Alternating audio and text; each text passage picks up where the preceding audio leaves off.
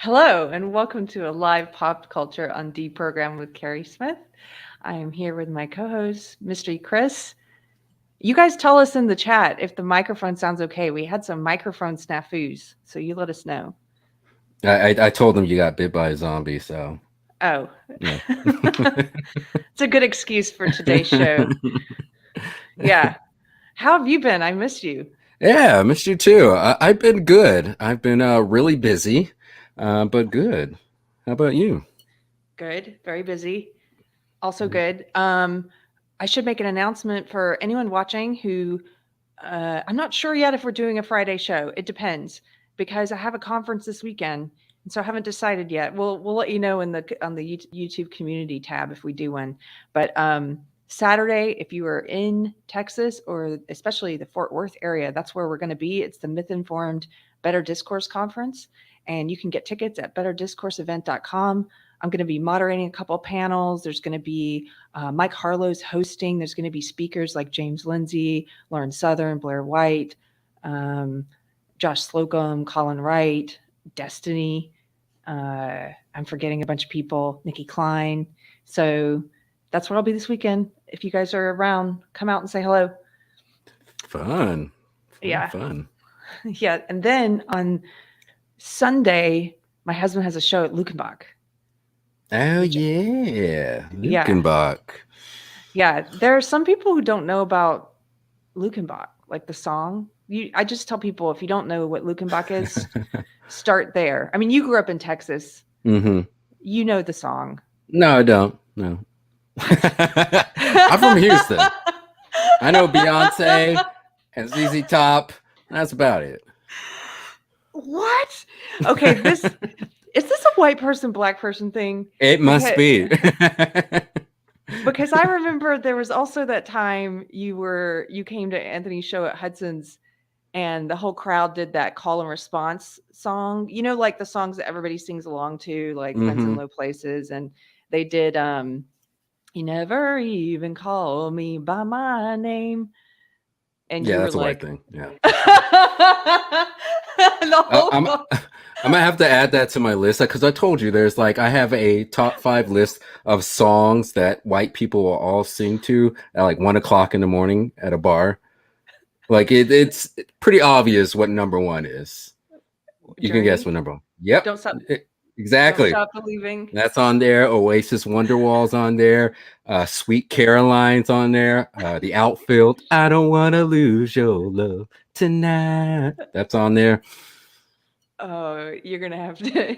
You somebody says, "Don't stop believing." Yeah, that one. Yeah, that's number one. Well, you're my. I can't even tell you how many times I've been out at a bar. I've told a friend that they start playing the song, everyone starts singing. I go, see, it's like I didn't set this up. Well, what song would, if there were a list of songs that Black people start singing whenever they hear them, what would those be? It depends on what generation of black people, I would say, because if it's younger black people, it's gonna be hip hop. Older black generation, yeah, you could play. You might be able to play some Marvin Gaye, some old school, you know, uh, Donny Hathaway. This Christmas, that's probably like the number one. My friend, number one Christmas song. My friend texted me once. He's like, give me some of the black Christmas songs, and I texted him that. He's like, I love this song. You heard that song? This Christmas Oh will yeah, yeah, be. yeah, yeah. Yes. Very Yep. special Christmas. Yeah. What That's about required listening to at Christmas time for us black folk. It's raining men? If you're No. gay.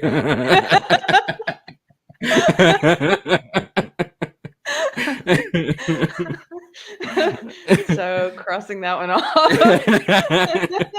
We're learning so much. This is why we're doing the show. It's a cultural thing. We're learning about each other's cultures. It's so different. I thought I really thought that Texas culture was an all-encompassing. Like clearly, you would know the country sing-alongs, Nah, and I guess nah, no, no. What nah. about one last one? What about the Garth Brooks "Friends in Low Places"? No, no. I mean, I know that song. I don't. Well, I know the chorus. I don't know the lyrics, but no, no. And it's only because I've Okay, been out with my white friends and that song started playing. Go, oh, okay. okay.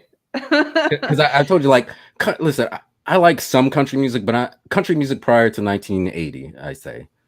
So Hank Williams Sr., Johnny Mm. Cash, Merle Oh Haggard. yeah. Yeah, I like that type of country. But after that, once the White Yokums come into the scene, Well, between and kind of overlapping with the what you're calling the good country, and I agree, it's great country, like the Hank Williams Sr., uh, Johnny Cash, uh, Marty Robbins. I In between those, and then the ones like the Dwight Yoakams that you don't like, there's also like Willie and Waylon, and that's where that mm-hmm, Lukenbach song comes into play. So that was a song mm, about like all the outlaw country guys mm-hmm. would go and play at Lukenbach, and it's this really tiny town. It's right on the outskirts, or it's sort of it might even be considered part of Johnson City or Fredericksburg. It's right Right. there next to those places, and I think it has a population of 3 people, and it's just the dance hall and like a post office. It's like 3 buildings, but That's awesome. it's known for this, like it's this big music venue that people come to every year. At Christmas time, they have the Lukenbach Christmas Ball, and I got to go see Gary P. Nunn play there once, and everyone's dressed in their cowboy finery. Like the men have like the silver, like the Mexican, what do you call them, conchos or whatever, that go down the side of their pants, and they're all wearing like long dusters and like their fanciest cowboy clothes. It's pretty cool. And speaking of Willie Nelson, I read a book back when I was in college on the history of Austin.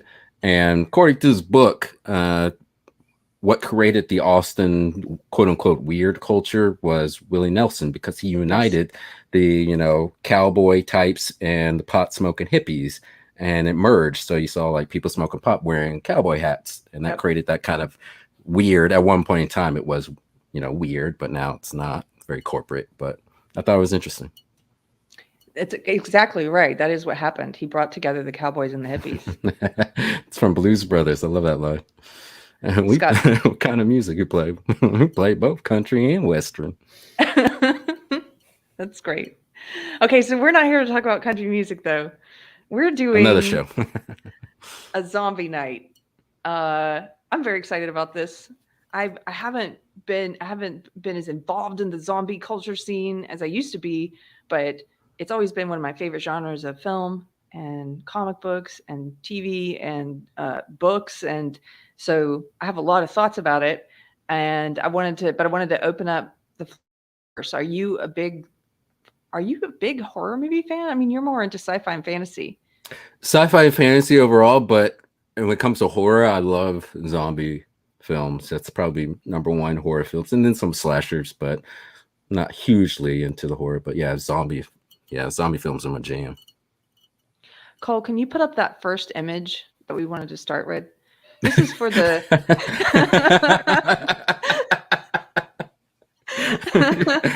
this Oh, I is need an explanation of this. one of the knitters sent this. I don't know the explanation.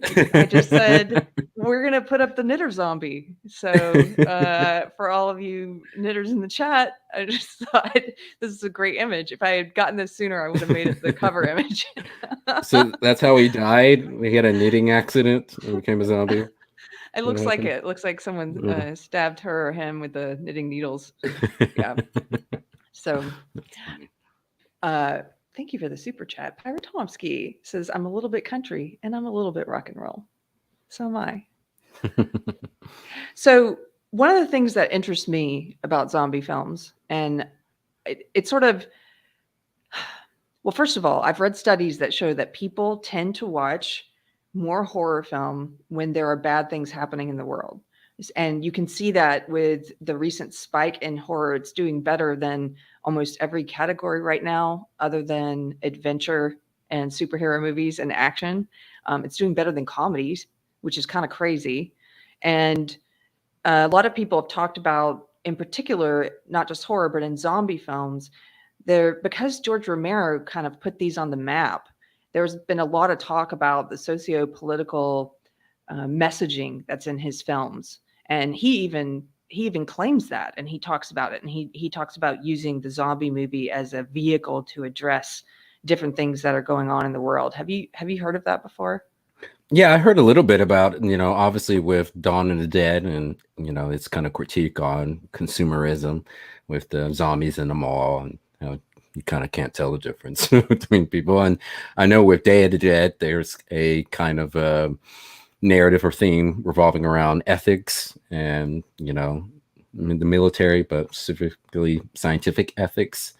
The first one, that's the one I've always wondered about, because I've always wondered if Romero intended that to have a kind of a theme or narrative to it, or is it that he put one in Dawn of the Dead and then people went back retroactively and start saying it, oh well, he must have put some kind of message or analogy or something, allegory in the original Night of the Dead. He actually, Cole, if you can look through all the links I sent you and pull up the George Romero one, because he's actually talked about this before. Oh, great. Thank you. That's super fast. If you can make it just a little bit bigger, I'll see if I can read this. So this is an article. The title is, can you scroll up for a second? Let me see. Just for anybody who's listening. This is George Romero says The Walking Dead has hurt socio-political zombie films. If you scroll down, he talks a little bit about Night of the Living Dead and what he intended with that film. And he says, I'm sorry, Cole, can you scroll down just a little? Thanks. He says that he didn't intend for it to be a film about race, but it became one about race. That was not his intention. But I'll just start reading some of it. Horror legend George Romero sparked the zombie movie craze with his 1968 classic Night of the Living Dead. But as he tells IndieWire in an extensive interview on the occasion of the Museum of Modern Art's screening of a 4K restoration of the film, the legendary director has an uneasy relationship with the genre he helped popularize. The 68-year-old Romero talked openly about the social and cultural implications of his film, how they tie into today's political climate, the way viewers have interpreted and misinterpreted his work, and how the success of The Walking Dead and World War Z has made his vision for the genre less commercially viable. Romero explained that Night of the Living Dead is a film more about miscommunication than it is about zombies. So this is interesting. This is his quote. Hold on. There we go. People who, even when faced with impossible and improbable situations, still argue among themselves about petty things rather than facing the problem, the director said. I find that this is still going on today. He also discounts the theory that it is a film about racism. Quote, it accidentally became a racial film because of Dwayne Jones's character. There's nothing in the dialogue or anywhere else that says this film is about race, end quote. He does not, however, reject this interpretation and added, but that's what made it become important, I guess. And then if you scroll down, I just want to read just a couple more comments of his, because you can tell he doesn't like where the zombie movies have gone today. And I want to get your opinion on this, because I kind of disagree with him. Okay. He went on to state that the current popularity of the genre makes it impossible to make a low-budget horror movie in the manner that he prefers. Quote, now because of World War Z and The Walking Dead, I can't pitch a modest little zombie film, which is meant to be socio-political. I used to be able to pitch them on the basis of the zombie action, and I would hide the message inside of that, he lamented. The moment that you mentioned the word zombies, he's talking about these days, it's got to be, hey, Brad Pitt paid $400 million to do that. Romero also claimed that The Walking Dead makes it impossible to make a zombie movie that has, quote, any sort of substance, just zombies wreaking havoc, he said. And he added, that's not what I'm about. Okay, you can take that one down. I just wanted to hit those comments. What do you think about that? Yeah, I don't agree with, this idea that just because it doesn't have a socio-political, theme or narrative to it, that's preventing zombie movie, his particular zombie movie or whatever, from becoming popular. First of all, I don't think it's necessary that a zombie film has to have a allegory for some socio-political issue to be enjoyable, just like any other type of movie. But I don't think people were turned off, from his films because, Brad Pitt was in some, as he said, $400 million zombie film, that, had a big budget, but, I think I grant him that it's probably harder to pitch a low budget zombie movie now, but I don't think it's impossible to pitch a zombie movie with sociopolitical themes. I No. mean, any zombie movie, it's sort of about I think the reason why the people who do like the genre, who do like this monster, this movie monster, I think the reason they like it is because on some subconscious level, it's about not knowing the people that you think you know. This is what I think it's about. I think it's about that fear of. I said this in a recent discussion with Mike Harlow, but I think it's about that point, that part of the film where people encounter a loved one who's now zombie and they don't yet realize it. Mhm. And they're trying to talk to, and it would be like me talking to you, like, "Hey, Chris, how's work today?" And you're like coming towards me like you're going to eat me, and not getting it, and still look, what's wrong with you? Are you okay? And it's like, no, you don't know that person anymore, right? Like you don't Right. know who that is anymore. And I think there's some kind of like subconscious fear there we have about not really knowing people close to us, and or at least I do. Mhm. And I think some of it also culturally, like on a large scale, look at what's been unfolding the past couple years. I mean, a lot of us have witnessed people behaving in some ways like zombies. Yeah. You know, just sort of mindlessly going along with wherever the cathedral, the media, the machine is taking them. And I know a lot of people that we've talked to and we've had in the chat, and it's they've seen, in some ways, people have been revealed to them. Mhm. Like I know people, and I've lost friends because of my stance against lockdowns and mask mandates, and I've learned things about people that I didn't know before, and sort of like, wow, I guess I didn't know that person as well as I thought I did. What do you think about that? Yeah, no, I think there's definitely a lot of that in there. I think also a lot of the fascination has to do with people who are really fascinated by our most base instincts. You know, zombies are basically, or they're almost like human, but without a conscience. You know, they don't have a sense of morality. They're just motivated by the most base instincts, which is to feed. And I think there's Yes. some fascination of, you know, stripping away that aspect of our humanity, and what's left behind. Is it just Mhm. some more animalistic um, type entity, some creature? You know, and I think that's something that fascinates us about our own nature.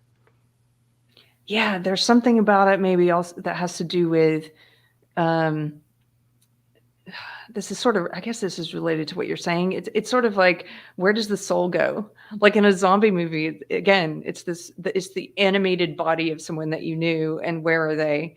I don't know if you saw the Dawn of the Dead remake. Yeah. Did you? So I loved it. I also loved. I saw Cole in the chat. It scrolled by, but I saw him saying that he liked Romero's sequels. He liked the Dawn of the Dead sequel. I did too. I liked the Romero one, and I liked the remake. They were very different. There was a scene in the remake where they play a song. It's a it's a Johnny Cash song actually, and he's talking about when it's a quote, and he's saying when there's no more room left in hell, the dead will walk All the right. earth. Do you remember that? Yeah. Yeah. Yeah. There, It's a great line. yeah. I always love that explanation of zombies. I always like the weird, like supernatural aspect more than explaining it away as being some kind of like experiment gone wrong. I think that's it. It adds something to that, to the genre, I think, and to the creatures themselves as being motivated by something that's, you know, evil. I think. Yeah. Well, some of the zombie genre, it used to be like this sort of related to this voodoo trance thing. And Right. it's become separated from that. And now it's really just this, reanimated corpse thing, usually from some kind of virus.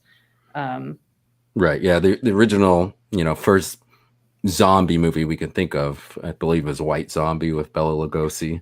That was like yes. 1932, I think. But like you're saying, those zombies had more to do with voodoo curses than, you know, people who are rising up from the dead and feasting on flesh. Romero is really the first one to do the um, feasting on flesh part. Which, by the way, think about the original movie. You think about how many taboos that movie broke. Like it has people eating other people's flesh. It has nudity in it.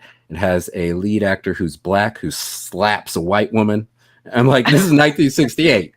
Like, Yeah. it's supposed to play really well in the South.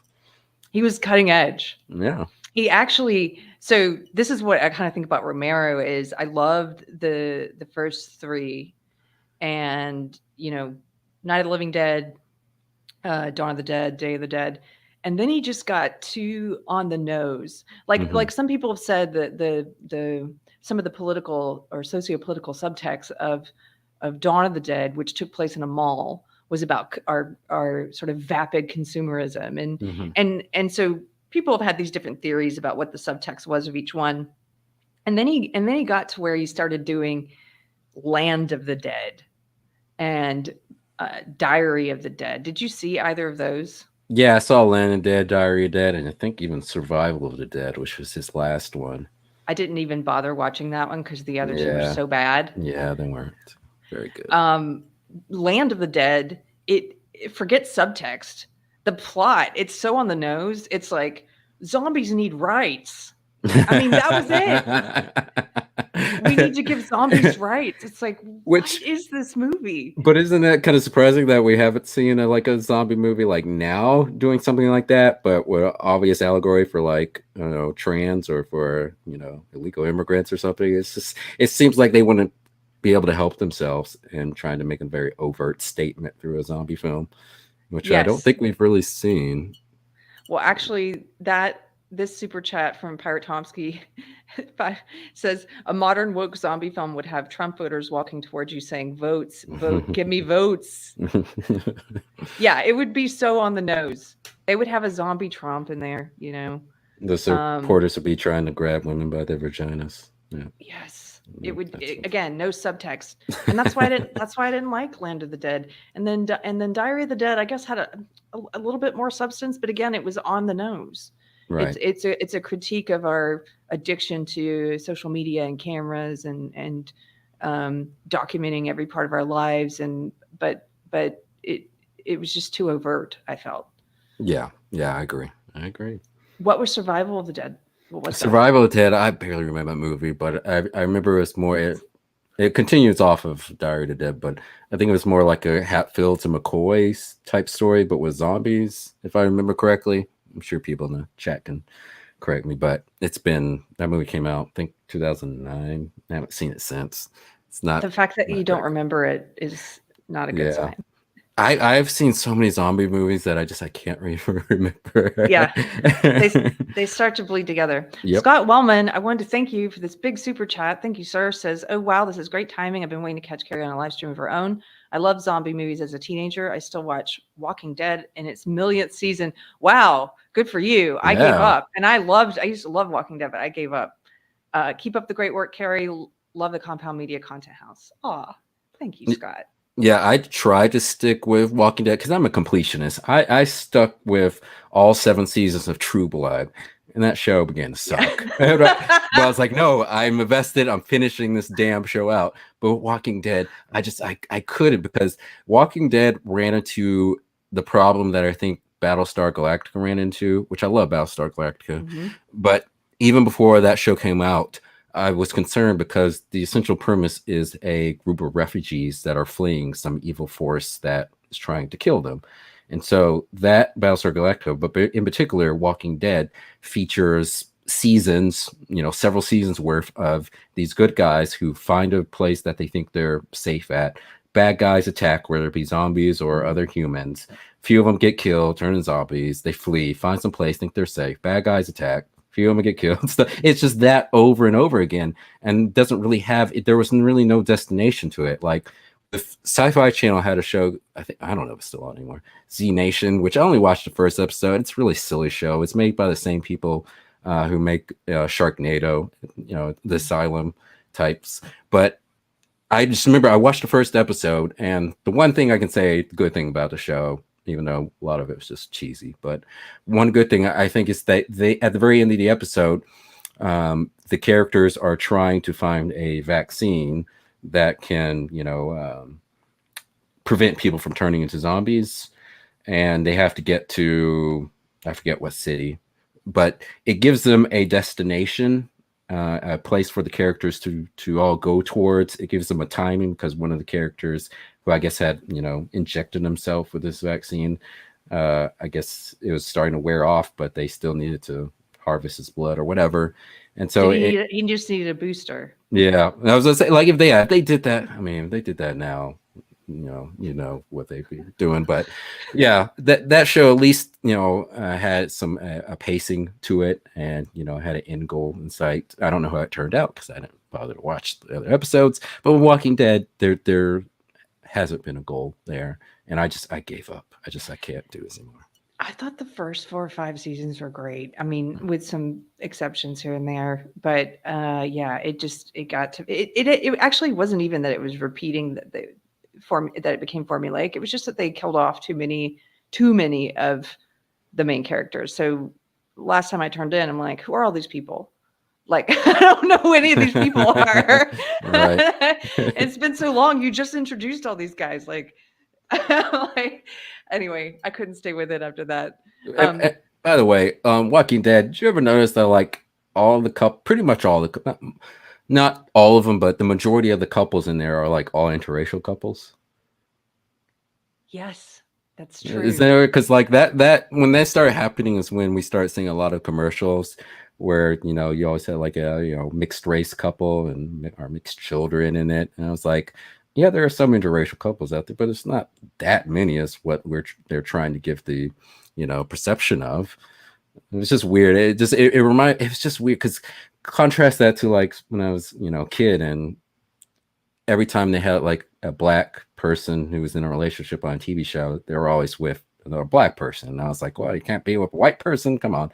But now it's like all you see is constant like mixed race couples, which is weird. Not that I'm saying that's bad, but it's just. But you're like, why can't I see? A black person can't be with a black person? Yeah, it's really bizarre. Actually, Pirate Tomsky, thank you, sir. The super chats. He says, "The Walking Dead. I read the comics. The show went off the story a long time ago. Yeah, that's true. It's nothing but wokeness. Women are amazing. Men are idiots. Standard wokeness. Yeah, that's part of the reason I also gave up on it. I used to read the comics way back before there was a TV show. And I remember the first one I read, Robert Kirkman had written this author's note in it. And he said he was such a big fan of the zombie genre. And the only thing he didn't like about zombie stories is that they ended, and he wanted to do a never ending zombie story. And he said the only place you could do that is TV or comic books. And he's like, I didn't know how to get a TV show, so I'm doing comic books. Then they eventually got the TV show. So that's what you're seeing is his never ending story. Yeah, well, no kidding. Because originally Walking Dead was shopped to HBO. HBO turned it down. AMC bought it, made the show, got hugely popular, and they tried to make other shows because Mad Men and Walking Dead were like the biggest shows on basic cable for a while. And so they tried putting out other shows like Hell on Wheels, which I saw one episode of and I liked. There were some other shows out there, but none of them really caught on the same way as Mad Men and Walking Dead. And so AMC just went back to what worked, which was just continuing to make more and more zombie stuff, spin-offs of The Walking Dead. That's why they have Fear of the Walking Dead. I think they're supposed to make a spin-off of Maggie and maybe Negan, I think I was reading, or something like that. It's just like they just keep going back to the well because they're unwilling to stick with some show that might not be as popular as Walking Dead and Mad Men were. That's fear. Speaking of Fear of the Walking Dead, they should get over it and try something new. Yeah, very meta. Yeah. Cole, can you bring up this article about why are zombie movies so popular? Sorry, I had to mute myself for a second. There's a cat under my house, and I think she's fighting with Tiger. Uh-oh. So if you hear something, I hope Tiger whips her ass. This is a different one, but we can do this one. Hold on. There's two that are pretty similar. Zombies, why this pop culture phenomenon will not die. Let me find this one. Okay. The photo. The photo? Yeah, it was like supposed to be scary or funny. Okay. The zombie apocalypse is real, maybe not in the sense of reanimated flesh-eating corpses trudging down your street, but definitely in the pop culture sense. We're being eaten alive by the damn things, and we love it. This week sees the opening of Warm Bodies, a feel-good team rom-com about an adorably love-struck undead cannibal played by Nicholas Hoult, and it also marks the local premiere during the Great Digital Film Festival at Cineplex Theatres of Cockneys versus Zombies, a movie in which some working-class London yobs do battle against marauding hordes of the hungry shuffle demons. It goes on to talk about, this was right before World War Z came out. It's talking about The Walking Dead, and it talks a little more about the popularity. Okay, so this is where it gets interesting. Apart from the vampire, another figure of predatory post-mortal pedigree and conspicuous 21st century demand, the zombie is hands down the most unkillably popular horror figure of our day. Unlike the vampire, which soars on an updraft of dark romanticism and forbidden eroticism and has its roots in centuries-old literary and folkloric traditions, the zombie, the walking corpse starving for flesh and dispatched only with a well-placed projectile to the skull, is neither very romantic, sexy, or even that old. 45 years old, in fact. For the zombie apocalypse really began in Pittsburgh in 1967 when Romero, at the time a 27-year-old maker of industrial films and commercials, decided to make a super cheap horror movie because he was bored with his day job. I'm going to skip a little bit of this. Okay, and herein lies the secret to the current global zombie apocalypse. By making the monsters, which Romero had originally only referred to as ghouls, an unstoppable army of lurching automatons who could be fired upon with utter impunity, Night of the Living Dead introduced one of the most sensationally visceral and subtextually versatile monsters in the history of horror movies, the zombie, as the figure came to be called, and which really bore only scant relation to its Afro-Caribbean voodoo progenitor, was an all-purpose metaphor of maximum interpretability. Basically, anything that evoked de-individualization on a mass or epidemic scale, which is kind of what we're talking about in the past couple of years, is sort of de-individualization. I mean, everyone's wearing a mask. Everyone looks the same. You can't see people's faces. People are becoming non-binary. It's like, you know what I mean? Like everybody's starting to look the same. I saw these non-binary teens in a thrift store and they all looked like they were wearing the same, they had the same haircut, they had the same piercings, they had the same. Were you with me then? I don't think so. Okay. It was like, gosh, you guys look, I mean, it's zombie-like.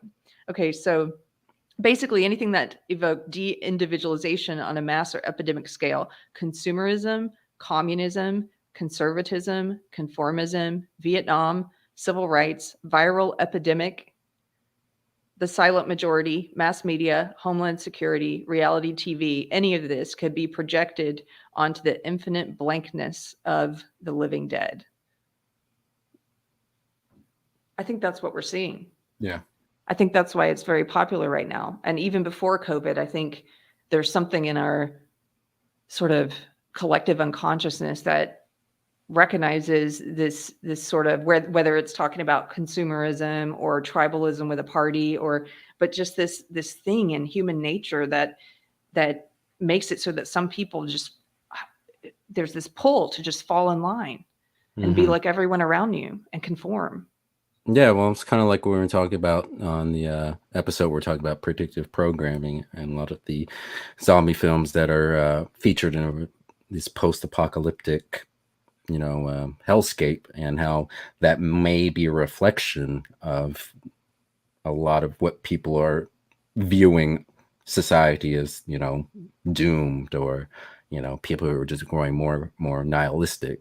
Perhaps people are responding to it because of that, and that could be one reason as to why it's popular.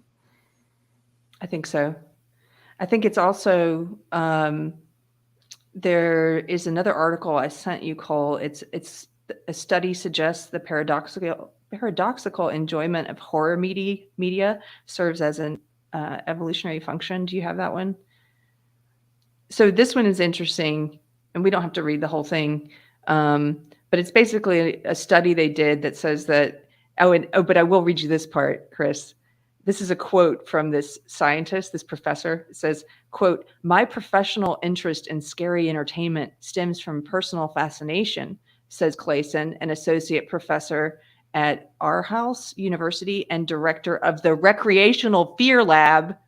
What?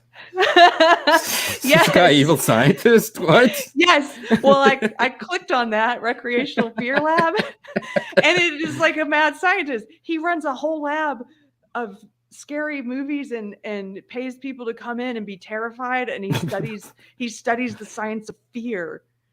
Oh, okay, cool. Batman villain.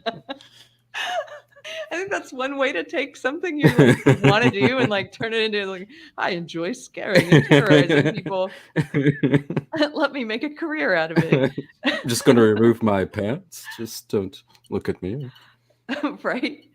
So, just from the first paragraph of this article, it says research published in Evolutionary Behavioral Sciences presents evidence that the enjoyment of horror has evolved as a means of preparing for real world encounters with danger. The study found that high enjoyment of horror involves a preference for intensely frightening content and a simultaneous expectation of experiencing positive emotions.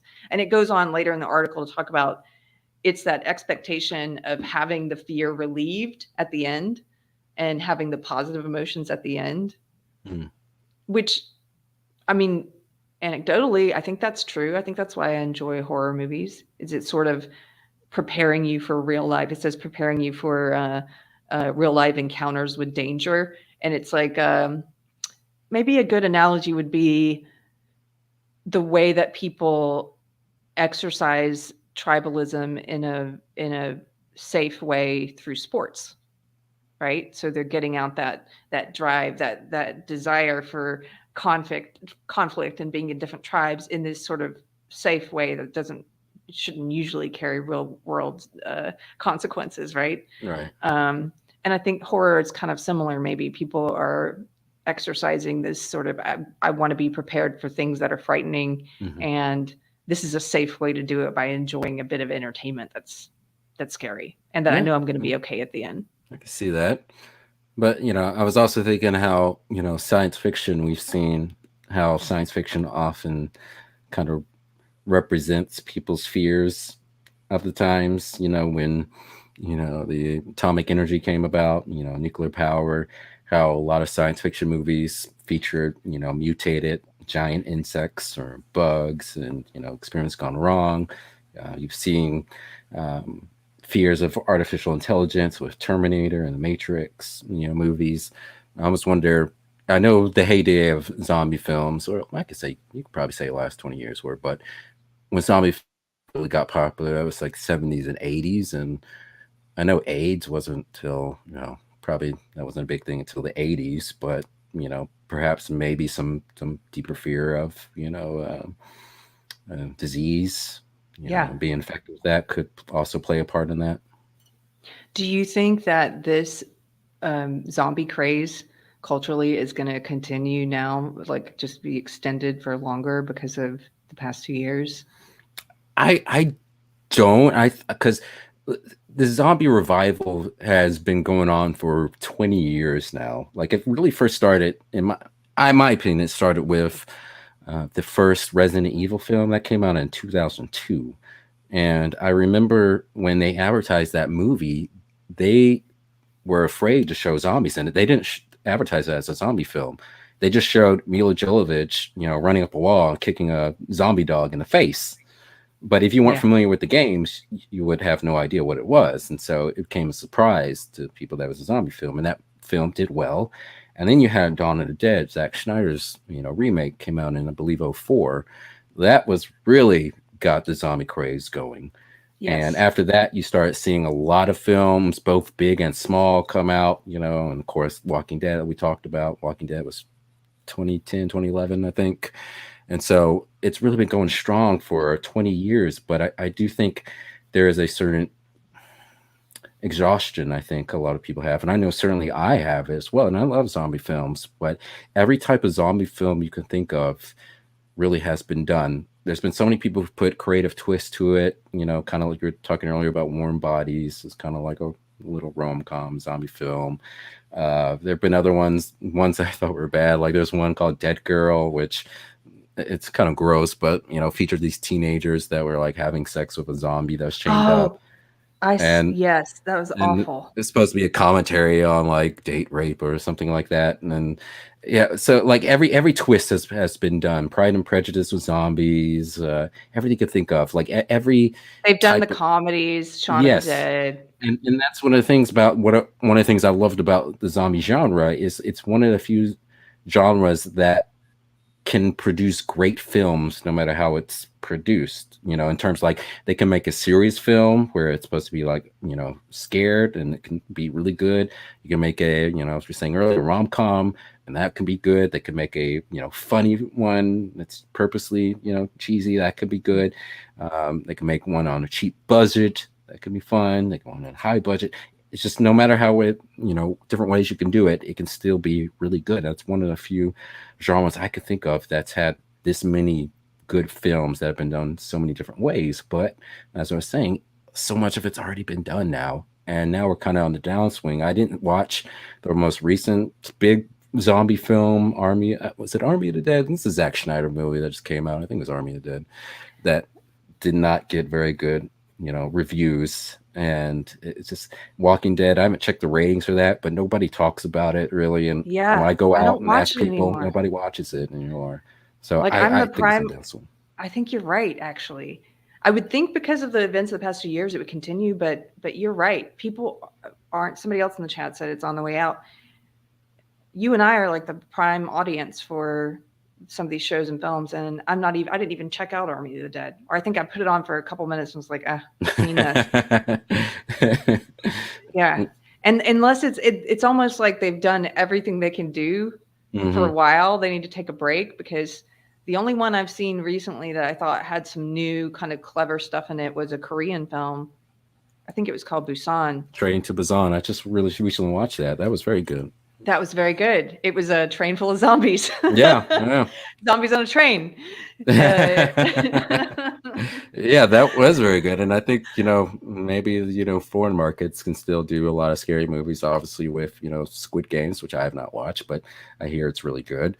But yeah, I recently watched that when, we were talking about doing this episode. I watched Train to Busan in preparation, but I also watched the new Resident Evil that nobody saw. That was not good because they rebooted it again. And it's just everything. It just feels so tired and just doesn't feel like there's much new spin to add to these movies. So, what is your favorite zombie film? Do you have one? Yeah, my favorite, and this might be blasphemous, but I really love the first, or no, excuse me, not first. Well, let me say first. The remake of the first Night of the Living Dead that came out in 1990, and it bombed, unfortunately, because this was the dead zone. Zombie films were popular in 70s, 80s, 90s, just barely anything. They weren't popular. But this came in 1990, starred Tony Todd and Patricia Tallman. Tony Todd, who's the Candyman, he's also been on several episodes of Star Trek, and I actually met him at a Star Trek convention. Oh, wow. Which, yeah, I was, this is years ago in Houston. I was it wasn't a great Star Trek convention, but he was walking around with some quote unquote security guards, these guys dressed up as Klingons who were acting as security. And I go, hey, Mr. Thomas Talk, can you sign my book? And I had a picture of him. And one of the quote unquote security guard Klingons was like, you can't get his autograph. He's not supposed to sign autographs till 6:00 tonight. And Tony Todd goes, hey, do you want me to sign this? I'm like, I don't know. He said, you couldn't until late. He's like, do you want me to sign it? I was like, yeah. So he signs it to me. I was like, oh, great. Thank you. And then the Klingon guy who the security guard goes, hey, you got a little Jake Sisko in you. And I know you're not a Deep Space Nine fan, but Deep Space Nine has a character called Jake Sisko who's black and who's a reporter, and he could be a little pushy. Even though I wasn't pushy, but I was like, why you got to compare me to the black character on Deep Space Nine? That's Klingon. But yeah, that movie, the 1991, was great. That was directed by Tom Savini, who is a legend in Hollywood for makeup. He did the makeup for Dawn of the Dead, the original one, and he Okay. directed this one, and makeup was fantastic, and I love that. It really, I know it's blasphemous, but I think it improved on aspects of the original one, and specifically, it gave Barbara something to do, because in the original one, Barbara is just completely catatonic the entire movie, gets slapped around by a black dude, and still that don't wake her up. But I don't think I've seen that one. And there was a time when I was watching all the old zombie really, movies. I I don't have it think on I saw that DVD. I'll one. have to watch it sometime. Okay. My favorite would either be the Dawn of the Dead remake, the Zack Snyder, Hmm. or what Pirate put in the chat. He says my favorite film is 20 Days Later, totally underrated, and the soundtrack is amazing. It is amazing. I have that soundtrack, and I think I like both of those because I know some people said before we did this in the comments, they were like, I only like the slow moving zombies. I Hmm. like both. And if it's done well, I don't mind. I mean, the fast moving zombies are terrifying. Um, Yeah, I wasn't, go ahead, sir. well, I wasn't really a fan of World War Z was take it or leave it. But the Dawn of the Dead remake and 28 Days Later, I thought they had a great subplot, great characters.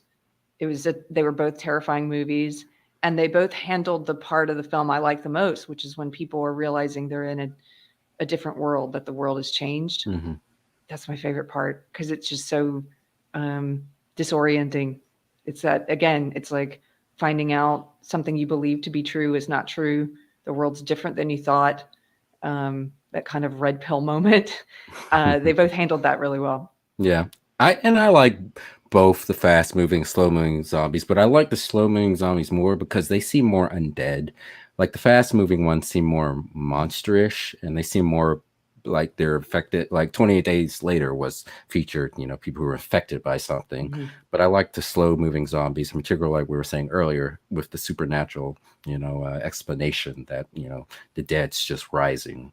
I just like that more. Mm. Did you ever see any of the weird Italian zombie horror movies Yeah, from unfortunately. you did? I saw Zombie 2. I was That gonna has say one of the worst scenes I've ever seen. The part where yes. the wooden shard goes into the woman's eye and it shows the whole damn thing. Keep waiting for it to cut.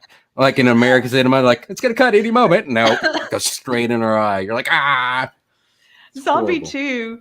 This is this thing they used to do where the Italian film, they would try and capitalize off of a popular American film, and so they would take the name of the first movie. That's how Troll 2 came about. Troll 2 had nothing to do with Troll 1. Troll 2 wasn't even about trolls; it was about goblins. It was made by the it was made by these Italians, and Yep. they just slapped the name Troll 2 on there and try to capitalize on the success of Troll. And so that happened with Zombie 2. It was an Italian film. They wanted to capitalize on Romero's success, and they gave it that name. And it's also features, Cole, can you bring up the clip? If anybody hasn't seen this, don't worry. It's not super gruesome. It's actually funnier than it is anything. It's now become an infamous scene. I think I know what you're talking about. Yeah. You know what I'm talking about? Yeah. I wonder if people in chat know. This is the scene with the zombie fighting the shark. Yes. If we can pull it up. Yeah, let's see.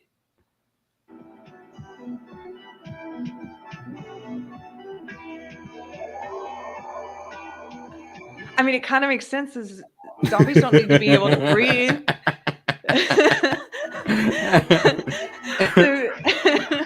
Zombies, they just walk around on the ocean floor. They might bump into a shark. I really hope that shark was okay, because I know PETA didn't exist in Italy back then.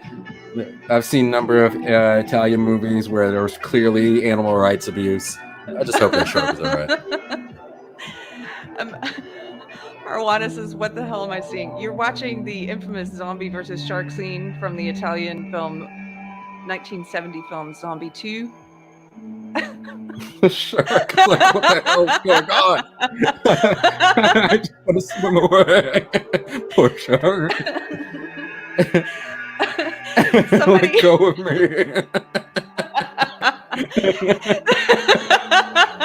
The zombie's clearly holding on and riding him. Somebody in the writer's room was like, I've got an idea. Probably came to him in a dream. Except they said it in Italian, but they said, I've got an idea. We're gonna have to do a future episode on just like soap baths or good movies. There's so many good ones I want to talk about. Yeah, well, somebody in the chat, who was it? Tree Surgeon just quoted Troll 2, which cracks me up. You can't piss on hospitality. I want to love. You know that line? Of course. Oh my gosh, that movie. We could do a whole episode on that movie. Yeah. Okay, there's one other Italian one. I wonder if you saw. It's Burial Ground, Nights of Terror. I don't think I've seen this one.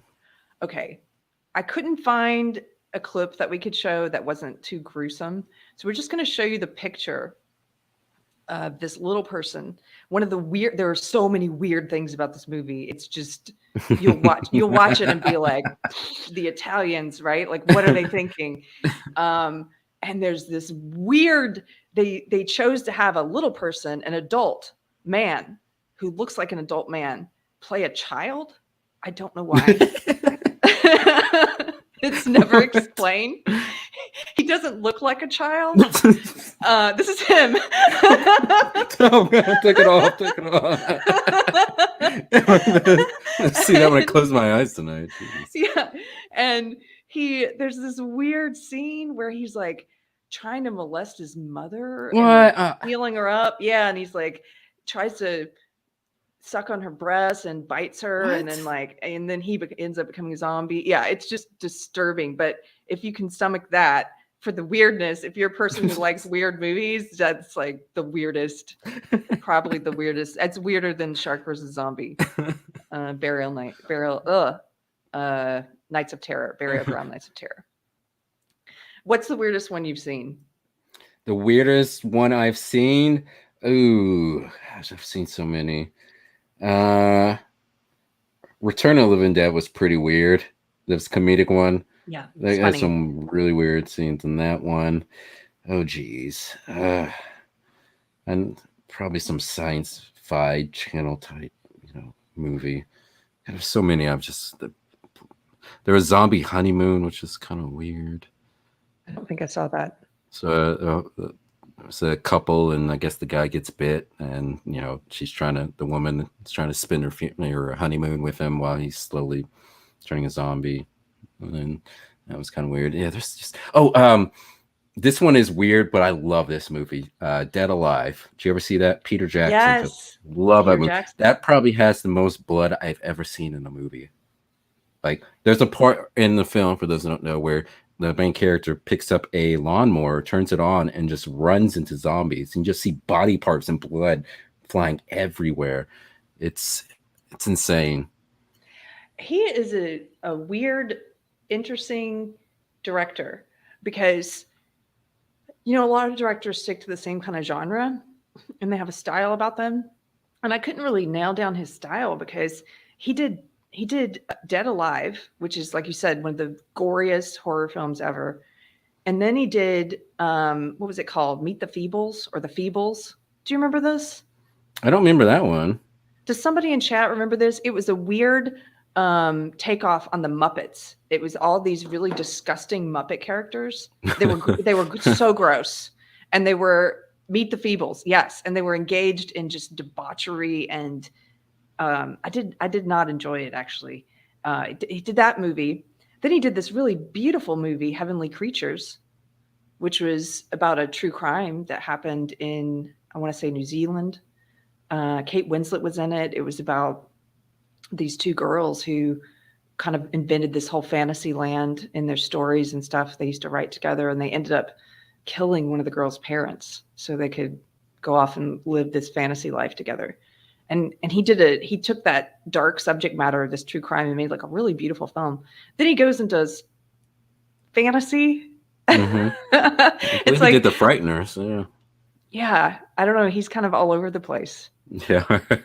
I remember reading that Elijah Wood said that if he ever remade Dead Alive, that Elijah Wood would love to star in it, because he's that big of a fan. I was like, wow, that would be kind of cool. Wow. I wanted to bring up one other interesting article. I know I didn't send this to you, so Cole, can you bring up the one about losing weight? What? I hope I sent this one to him. Yeah, so there's this one study that was done about how watching horror movies actually burns calories because of the stress. So if people want a reason to lose weight, maybe I didn't send that one. That's okay. Bring up any of the other ones I sent you and we'll just go through the rest of them.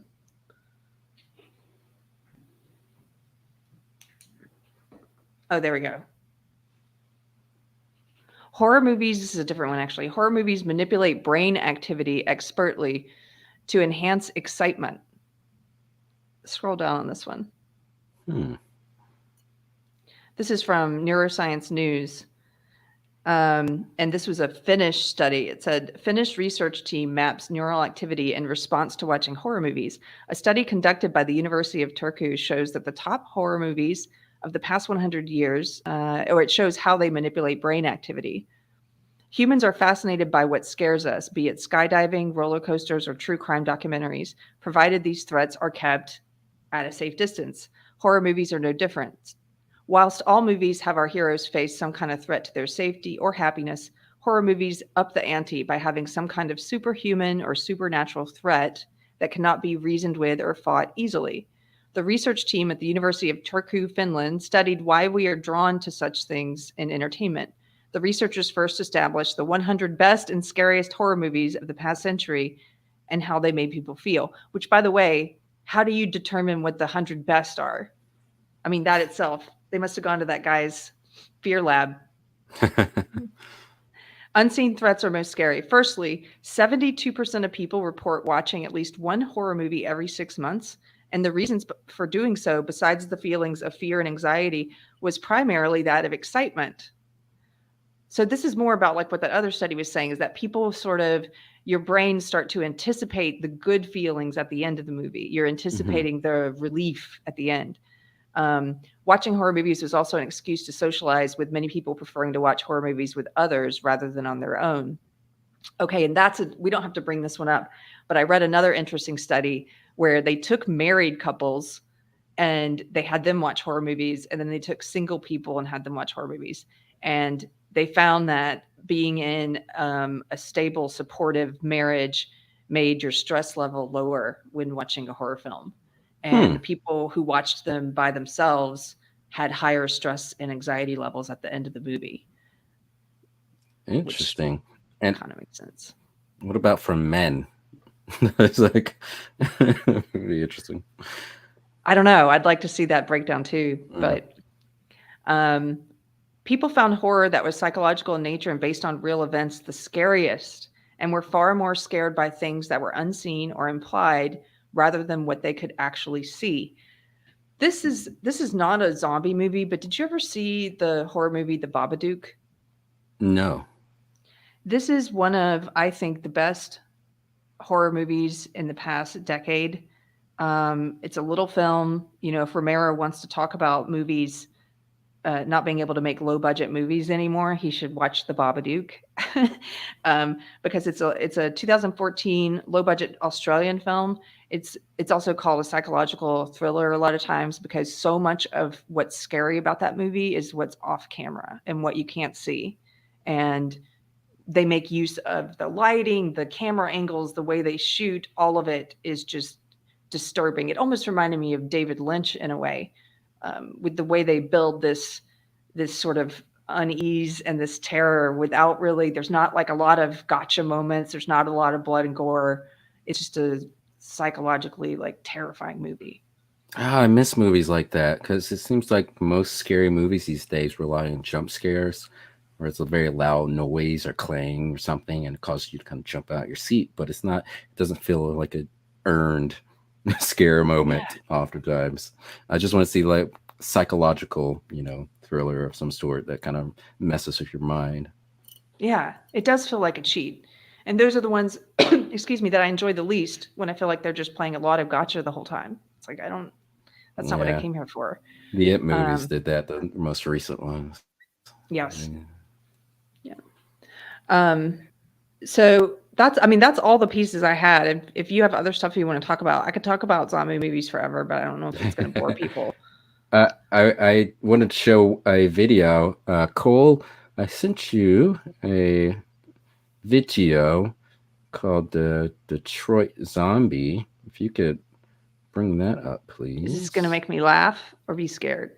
No, so this is about some guy a few years ago, I think about a decade ago actually, put for a proposal to buy a section of Detroit and turn it into a zombie theme park type thing where people would, run from zombies and, it'd be some game. And so I wanted to show this video and see if how serious do you think this guy was in his attempts to bring about the zombie park. So if you could play this, please, Cole.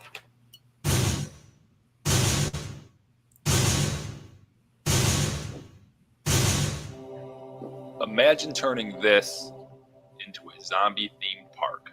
Hi, Yes. I'm Mark Sywalk. I'm leading the team that is intent on creating Z-World Detroit, a spectacular zombie-themed experience park. Now, the question for Detroit is, what do you do with a place that looks like this, a place that's turned into this? Now, the answer for decades has been to essentially do nothing, to abandon it, to leave it behind, head for the suburbs, or at least a nicer section of Detroit. Now, this leaves wide sections of the city that look like this. Now, of course, people look at it and see a problem, a huge liability. But not me. That's looking at it the wrong way. It's actually an opportunity that we would like Kind to of take feels like advantage of. OCP. We want to and embrace what's left behind and turn into something that is unique and spectacular. And this is what we want to turn into Z-World Detroit. Now, there's a long story about how Detroit got here. It's a classic. This guy is a town with the genius. auto industry that went bust, with 1.1 million people leaving, and they left their homes and businesses behind. And that really is going to translate into this data-driven Detroit map. Now, in this map, you're going to see the green areas show the places where 50% of the residential lots are vacant. Now, just think about the magnitude of that. And that gets you these pictures. But this isn't about complaining about Detroit. It's about doing something about it. More importantly, doing something fun and interesting about it. Now, Detroit's problems are no mystery to anybody, including the mayor, who's made this a big priority. And he's formed the Detroit Works project that wants to come up with ideas on what to do with all of this space.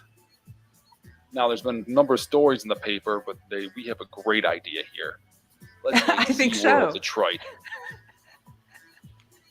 Now, here you would have acres and acres where people would come in with their friends and have an overnight adventure far more interesting than any boring camping trip that you've been on.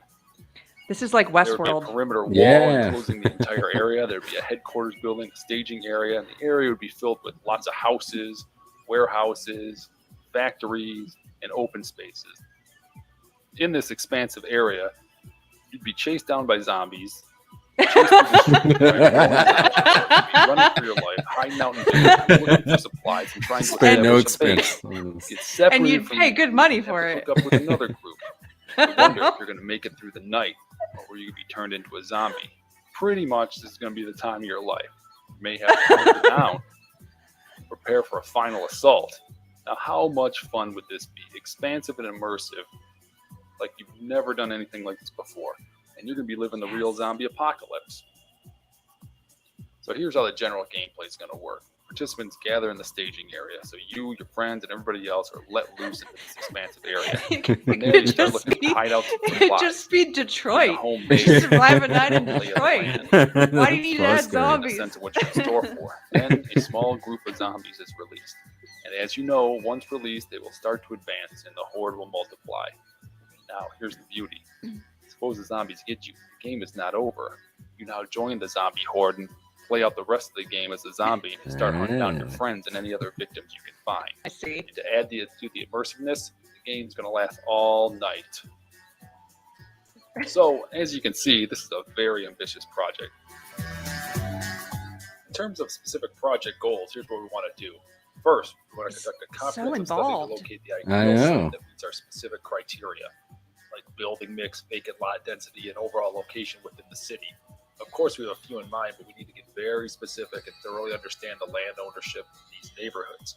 Then we will develop a specific site design. This will include the enclosure wall, design and costing and the various infrastructure and safety enhancements By the way, in order to make the site somebody viable. says, no, there's lots of Of course, work in we wanna Detroit refine the now. gameplay since it's a City's critical booming with element to construction, the business fixing it protector up way experience for better than everybody. 2012. Of course, including, running I pilots. hear that. I'm curious to and see how nailing much down every work's aspect been of the done. game.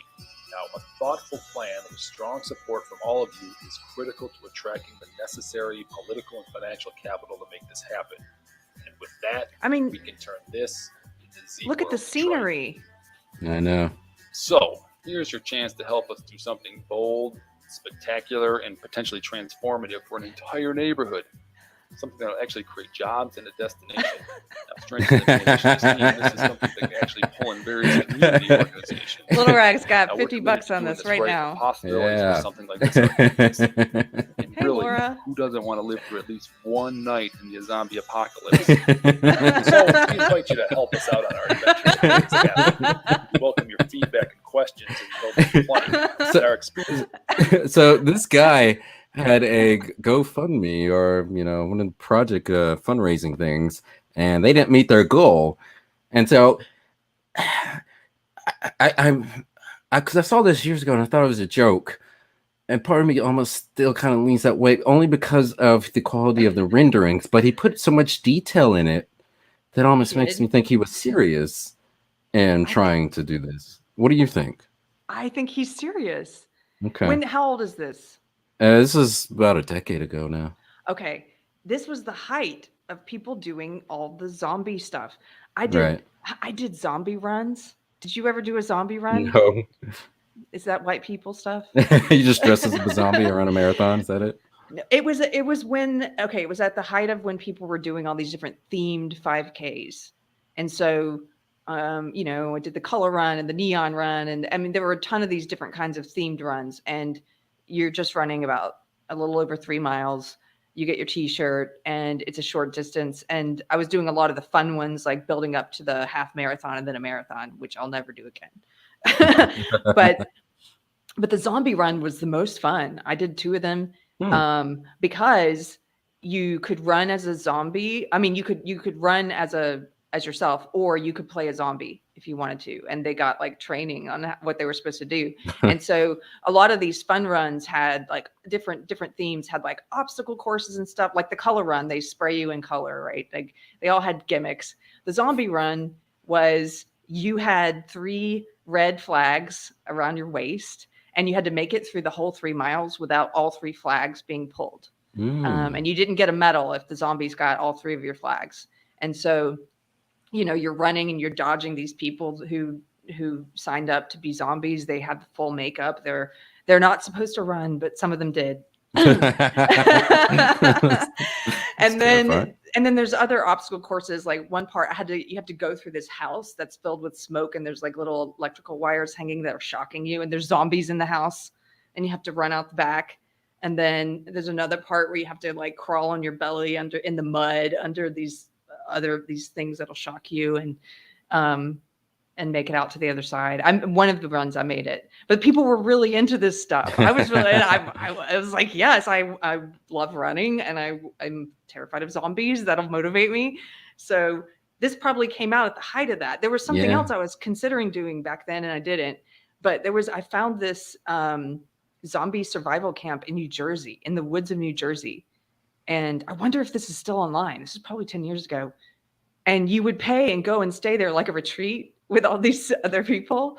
And they would have all these different courses they would do to teach you survival in a zombie apocalypse. So they had firearms training. They would teach you how to hotwire a car, emergency medicine, and then like different kinds of zombie obstacle games. And so, that's interesting. And so people were looking for stuff like this. And I bet this guy was like, I think he was totally serious. Let's make Detroit. Let's take something bad and let's turn it into something fun. What's really funny, though, is how he talks about it. Like, then you'll spend all night running for your life from zombies. I was thinking, like, how many zombie actors are going to get shot by, like, a Detroit resident just wanders in? The hell you? Start shooting at him. How much do you have to pay for Samuel Jackson to be there? He hasn't done a zombie film, man. He needs to do that before he retires. Yes. Oh my goodness! I wish that had become a reality. I know. I know. It sounds horrible to laugh at that, but it's like it's kind of it's a capitalism. Hey, we'll take this. It's like ecotourism, but the opposite. It's like we'll take this place that's had all the people move out and all the buildings are a wreck, and we'll turn it into a dystopian nightmare that people pay to come to.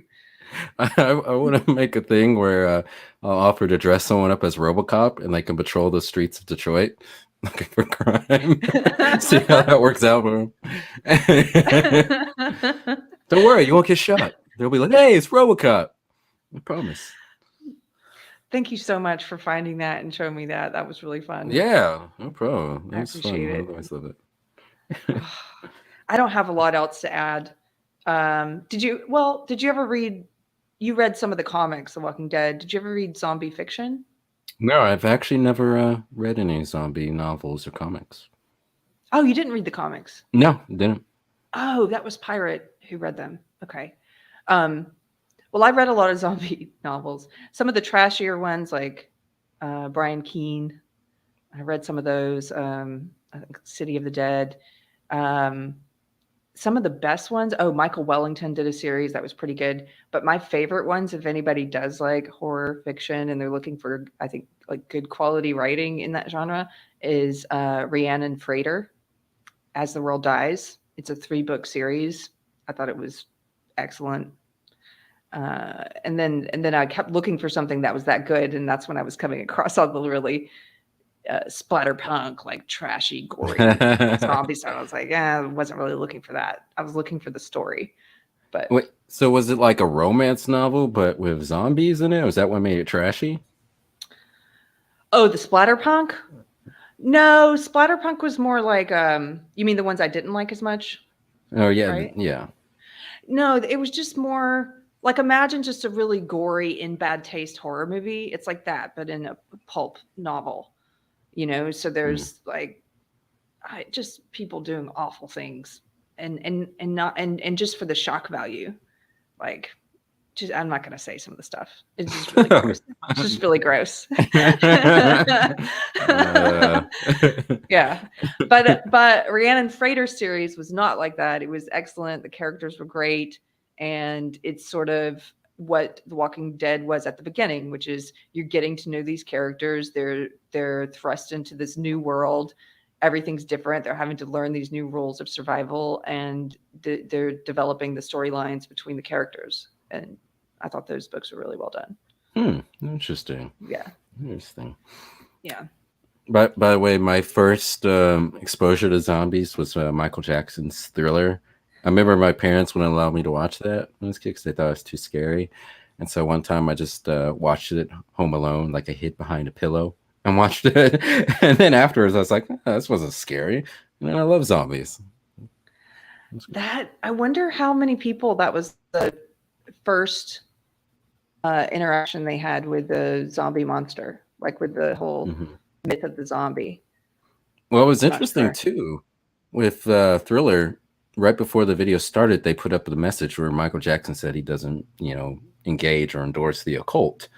And I just always thought that was odd that they needed to put that there. I guess that, with satanic panic and all this stuff going on at that time, they felt the need to let everyone know that, he's not promoting Satanism or whatever. But it's an interesting time. There's one final thing I can show you if I can find it. Did I ever tell you about the zombie art project I was in? No. It was a friend. There's this friend of mine when I lived in LA. She's so creative. And she was always, every year there was this thing in LA called Gothtober. Okay, I'm looking for this now while I talk. And Gothtober was like an advent calendar for the month of October, like leading up to Halloween.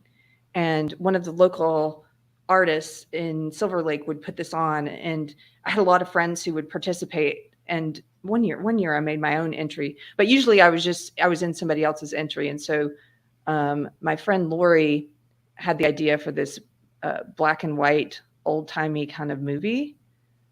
I'm going to put this in the private chat. I found it. This is really okay. Okay, let's see. See if you can put that up, Cole. So on the Gothtober website, you actually had to click. There's a little creepy hand there, and you had to click to go to each slide. That's it.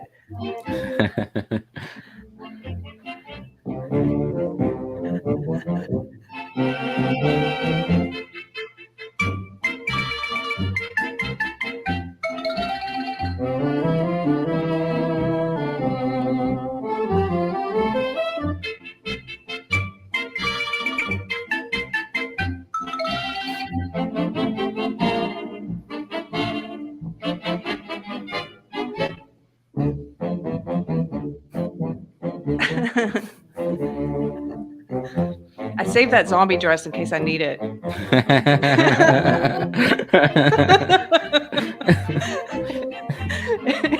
I never know. It's in a bag. I did wear it again for another video. So. What was your motivation, Keri?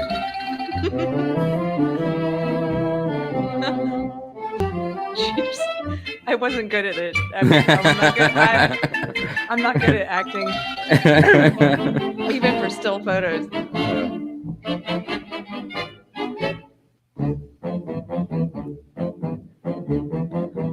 Okay, so then we saw the zombies see some hipsters.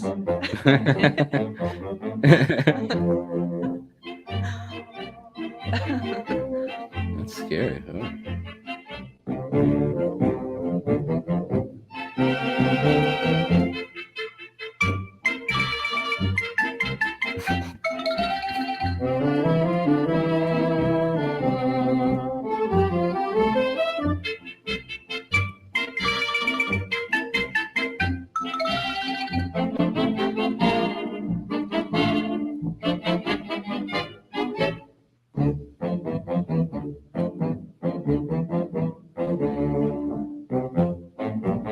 That's the end, pretty much.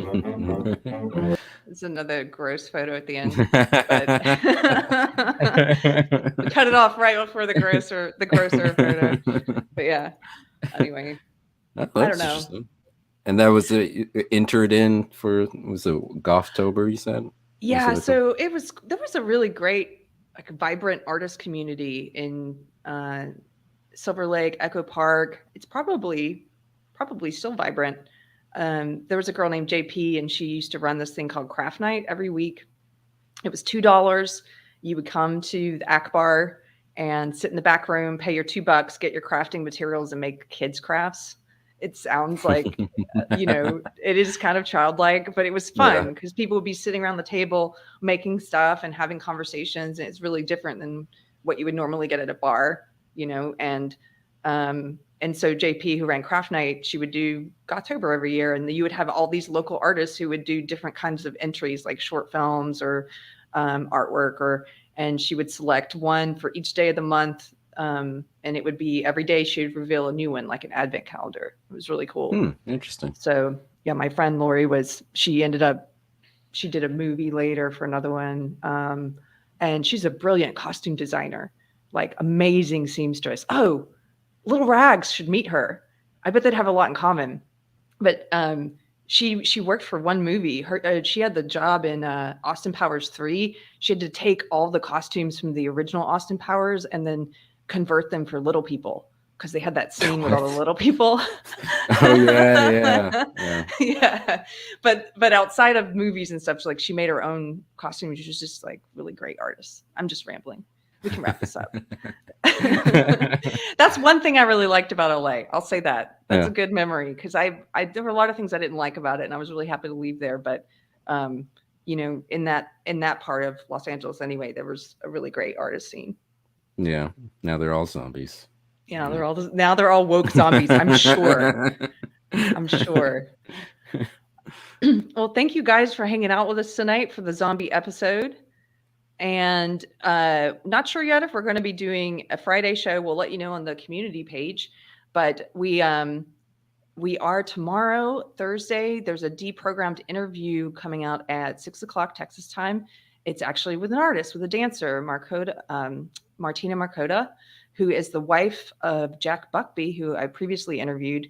And she's got a whole story about woke and cancellation in the dancing world. That's just crazy what they've done to this woman. So I hope you guys will tune in for that. I really love talking to her.